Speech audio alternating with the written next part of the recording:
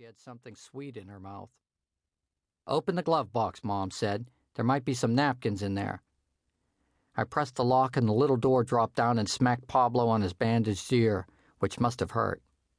There was a box of tissues inside, so I pulled that out, and because I didn't know what to do with Pablo, I tucked him into the glove box and snapped the door shut. He started yapping again, and I pressed my lips to the thin seam around the door and whispered, "Go to sleep. I'll wake you when we get there." He whimpered for a moment, then settled down. I tugged out a wad of tissues and began to clean the mess out from between all the little knobs and buttons on the radio, which was hard to do because the car was jerking around in all directions, so I quit. I let Mom settle down for a mile or two while I chewed on my fingernails before she caught me and pulled my hand from my mouth and held it tight. "Do you want me to drive?" I asked. "I guess you may have noticed I'm a nervous wreck," she started.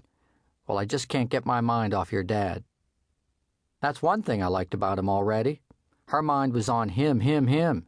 Usually it was on me. And I couldn't do or say anything that she didn't notice. But now I was hiding inside his shadow like a drop inside an ocean, and he got to take the blame for her bad nerves. "You know I have mixed feelings about letting you do this," she said. She was starting to get weepy, so it was my turn to settle her down.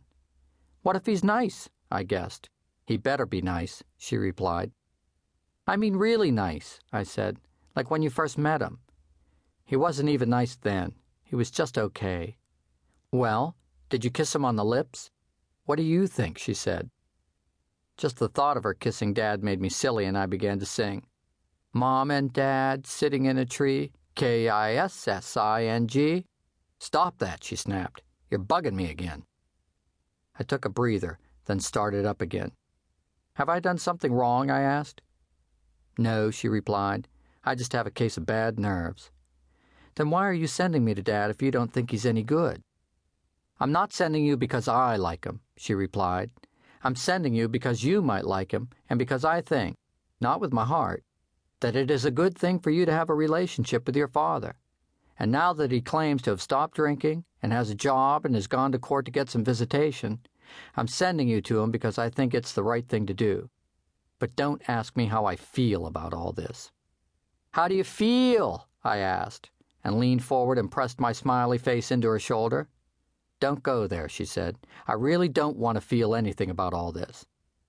"Mom and Dad sitting in a tree, Kissing," I sang again with my head bouncing as if my neck was a big spring. "Now, Joey," Mom said, lifting one hand off the steering wheel and pushing me back to my side, "get serious.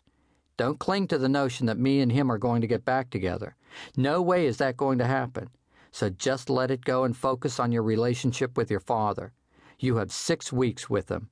Figure out what you want from this guy before you get there.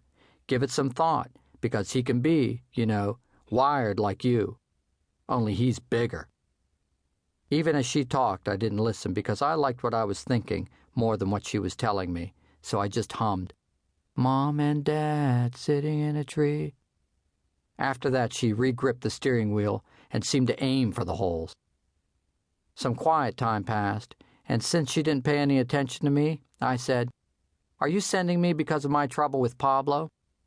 "That's only part of it," she said. "But that last little business was a wake-up call for me, and for Pablo.